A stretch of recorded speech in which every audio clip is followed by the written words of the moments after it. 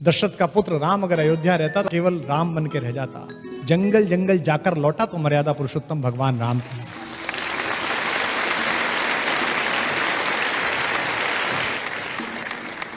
एक शेर मुझे उर्दू का याद आया, आप सबके भगवानों के नाम है, मेरे और आपके सबके। पयंबरों से जमीनें वफा नहीं करती, पयंबरों से जमीनें वफा नहीं करती, हम ऐसे कौन खुदा थे जो अपने घर रहते। अयोध्या छोड़ी राम ने तो अपनी आनुवंशिक पोजिशनिंग छोड़ी।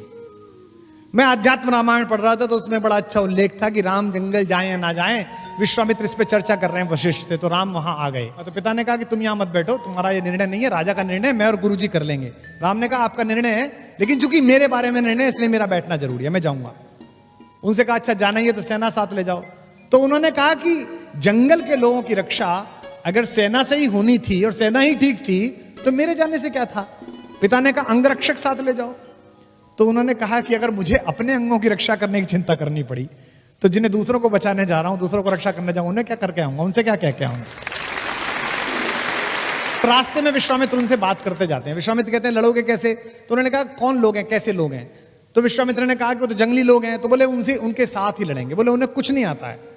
तो विश्वामित्र ने कहा उन्हें कुछ तो आता होगा, क्या काम करते हैं। तो विश्वामित्र ने कहा उनमें से कुछ लोग तो लकड़ी का काम करते हैं, बांस का काम करते हैं। राम ने कहा हो गया काम, उनसे बांस के तीर बनवाएंगे, उनसे धनुष बनवाएंगे, हमारी आर्टिलरी तैयार हो रही है।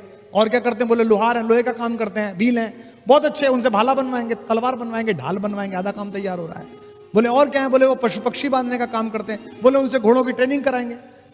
तो बोले वो तो अपने काम करेंगे, तुम्हारी सेना में क्यों रहेंगे। उन्होंने कहा सेना में नहीं ले जा रहा, उनको सेल्फ डिफेंस सिखा रहा हूं, आत्मरक्षा सिखा रहा हूं।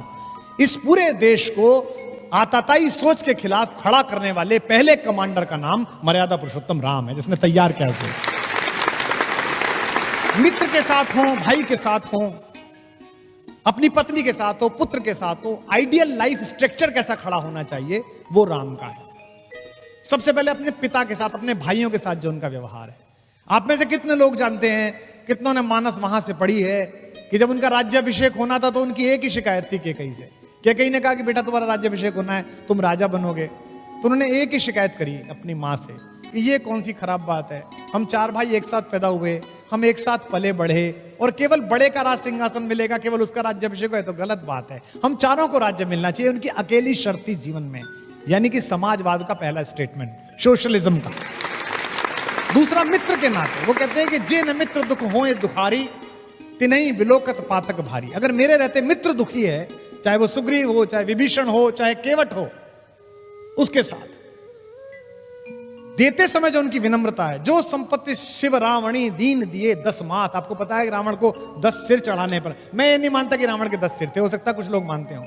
मुझे भी लोग कहते हैं कि साहब एक टाइम में 3 बुद्धि कैसे चलती हैं, चुटकुला भी याद आ जाता है, संस्मरण भी याद आ जाता है, कविता भी याद आ जाती है, यानी कि 3 तो अपने भी हो गए।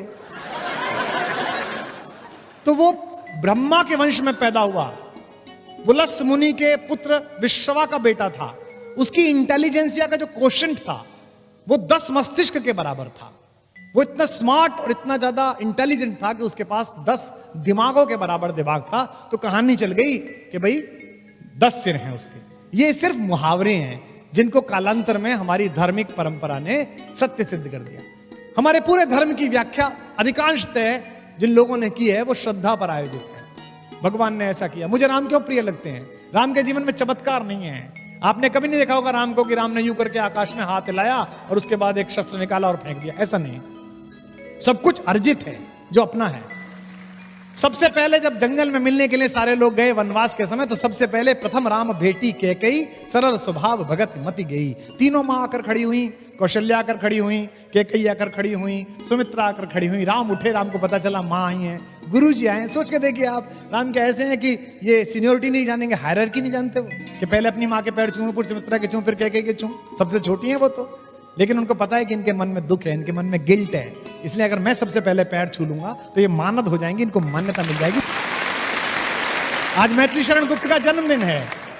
उन्होंने इस प्रसंग को कहा है कि तदनंतर बैठी सभा उठज के आगे, तदनंतर बैठी सभा उठज के आगे। रात को सब बैठ गए, चांदनी रात है, सब बैठे हुए हैं, बात कर रहे हैं। अब राम को मनाने के लिए लोग आए। तदनंतर बैठी सभा उटज के आगे, नीले वितान के तले दीप बहु जागे। टकटकी लगाए नयन सुरों के थे वे, परिणाम उत्सुक उन भयातुरों के थे वे। उत्फुल्ल करौंदी कुंज वायु बह बह कर, करती थी सबको पुलक पूर्ण मह मह कर। वह चंद्रलोक था कहाँ चांदनी वैसी, प्रभु बोले गिरा गंभीर गूढ़ निधि जैसी। अब भगवान बोले, सामने भरत बैठा है, उससे बोले, हे भरत भद्र अब कहो अभीप्सित अपना। भाई भरत अब बताओ क्या चाहते हो। अब सोचिए जिसके ऊपर इतना आरोप लग रहा है उससे कह रहे हैं क्या चाहते हो। हे भरत भद्र अब कहो अभीप्सित अपना, सब सजग हो गए भंग हुआ जो सपना। भरत ने क्या कहा, हे आर्य रहा क्या भरत अभीप्सित अब भी मुझे कुछ चाहिए। मिल गया अकंटक राज्य उसे जब तब भी, पाया तुमने तरुतले अरण्य बसेरा। तुम जंगल में बैठे हो, भाभी के पैर में कांटे हैं, तुमको खाने को नहीं मिल रहा, मैं महल में बैठा हूं, इसी दिन के लिए तो आया हूं। इसीलिए राम की कथा त्याग की सबसे बड़ी कथा है। राम के नाम पर दुकान चलाने वाले लोगों को समझना चाहिए कि दुनिया में ऐसा उदाहरण कभी नहीं हुआ जहां एक सिंहासन दो भाइयों के बीच 14 साल फुटबॉल की तरह चलता रहा।